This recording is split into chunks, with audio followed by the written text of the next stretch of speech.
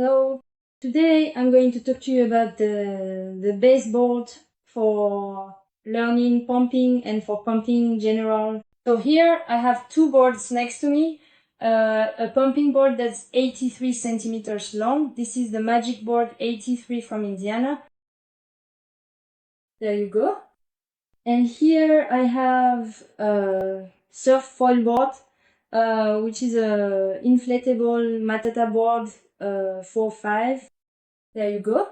So why do I have these two boards?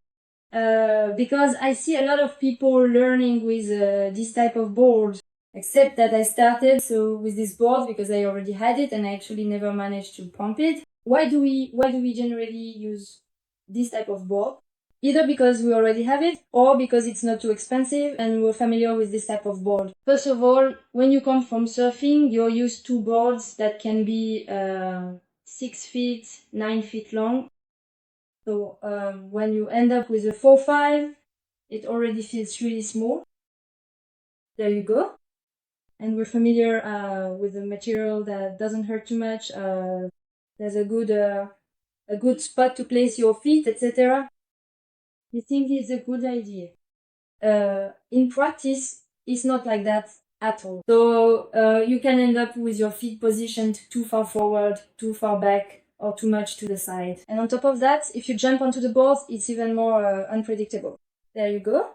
With boards that are this thick, you really don't feel the foil much. That's what I think. You don't feel the stiffness of the foil when you pump, when you give a little push with your front foot. You really feel something soft, almost like there's nothing under your front foot.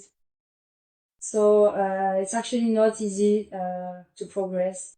Of course, there's always the question we ask ourselves afterwards. Did I set my rails correctly? Should I move my foil back? Should I move it forward? There you go. There are lots of things like that. I had pretty much tried putting the foil all the way back, all the way forward. There was always something wrong with the positioning of my feet, and I couldn't feel the foil or make any progress. I had started to stagnate a little. That's when I started using this type of board. So actually, the very first time I tried pumping, there were two locals who were using little boards like this, about 80 centimeters long. I thought to myself, that's impossible. I thought that's a board for pros. I'll never be able to get my feet on that. I thought, if I jump on that, I'm going to hurt myself with the foil. I'm going to break something or miss the board. So it really scared me. Then on the other hand, I thought it would be super convenient to have a small board like that. But for me, it just wasn't possible to start out with. And since I had done quite a few sessions with the 4-5, at some point I told myself, go on, I'll give it a try. And then when I tried, I realized that actually the problem really came from my board, because in fact, I was placing my feet too randomly in the wrong positions. And when you have a board like that, in the end, whether you place your feet a bit too far to the right or a bit too far to the left, you can easily rebalance because the width is really narrow. It's 38 centimeters wide. There you go. And then the positioning of your front and back foot is super simple. Generally, you put your back foot here. So there you go. There's a little design that clearly shows where to place your back foot, and that's it. I put my front foot near the end of the ears. It's great for knowing where to put your feet. You really don't have a choice about where to put your feet. You really can go wrong even if you put it a little further forward or a little further back. It doesn't make much of a difference. You can adjust and so on. It really changes everything, because at first your brain during the first session struggles a bit, but by the next sessions it's already used to the board and you start off right away positioning yourself well on the board. So now we succeed with a lot more throws. The throws are more reliable, they're more consistent. It's not like one time I'm way too far back and another time way too far forward. Now, we're always more or less within our average, so we make progress really quickly. And when you pump with this type of board, you really feel everything through the foil. Actually, it's nothing like that. This is great for surf foiling and so on, but you also think that for paddling it's not bad if you want to go far. When you pump with this, you feel a lot of lift. You can feel the foil pushing back a lot under your front foot. You realize you have a bit of speed, and at that point you can say, well, go ahead, I need to press down on my front foot to generate speed, to make the foil sink in, and you don't wiggle around on your board without understanding the pumping rhythm and so on. Honestly, when I improved my pumping, it was when I switched to an 80 centimeter board. That's when I really started to nail my takeoffs and understand the foil better. So for me, it's essential. Of course, not everyone can afford to buy a board like that. Some people make their own and so on. That's a good option too. But really, it's possible to succeed with a 4-5 surf foil board. But honestly, once you get the hang of it, there's a good chance you want to switch to something much smaller. So that's just how it is. Even when you do a lot of sessions, you want something that's easy to carry around, whether it's to bring it to work because there's a spot nearby, or because you're taking public transport, or you want to keep it in your car just in case you do a last minute session and so on. And that does require a bit of organization. You can't necessarily leave it in the back of your car all day. Whereas with this, you can just put it in a pouch or a small bag. By the way, with this board, Indiana provides a small bag. So there you go. So that's it. That way, the board is neatly stored and protected. It's a bag, it's an insulated bag, so it's well protected. And inside, there's a small pouch to put screws, tools, etc. There's even enough space to fit a second board or your mask, a wetsuit or doggy or water bottle and so on.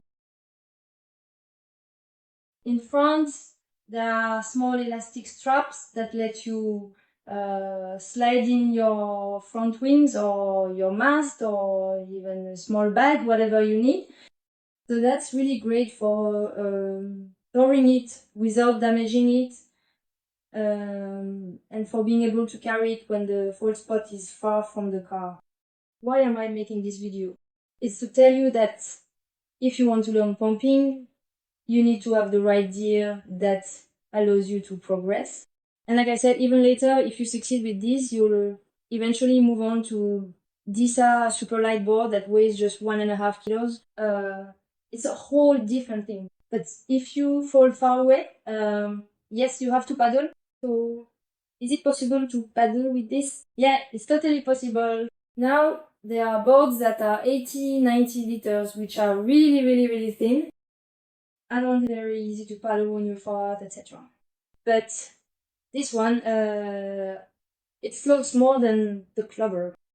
For me, it's easier to paddle on it. In terms of durability, I've used it all winter. So I don't know if you can see, it has some small scratches here, right here.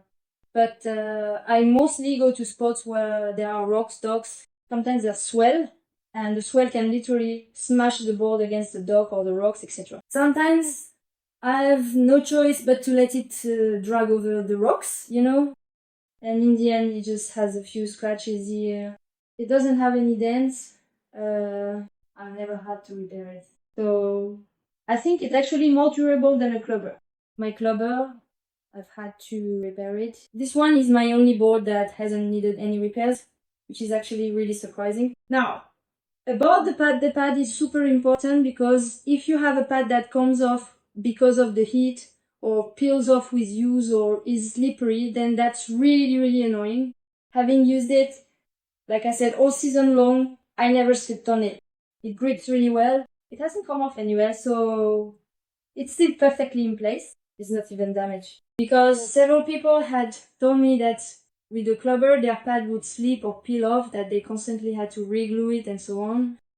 So I didn't have any unpleasant surprises with this board. So this is the Magicboard 83, which you can find at Indiana. As for the rail, you can place your mass all the way back or move it forward by 3 or 4 centimeters. So as a result, it slightly reduces the size of the board. So on a board like this, where do you place your feet? It's simple, you know, as I told you, the back foot goes here, the front foot at the level of the ears. There you go. So then there are people who place their feet very centered. I place mine a bit offset. So I'm regular. So I put my left foot here and my right foot here. There you go. By the way, the board is concave. I don't know if you can see it.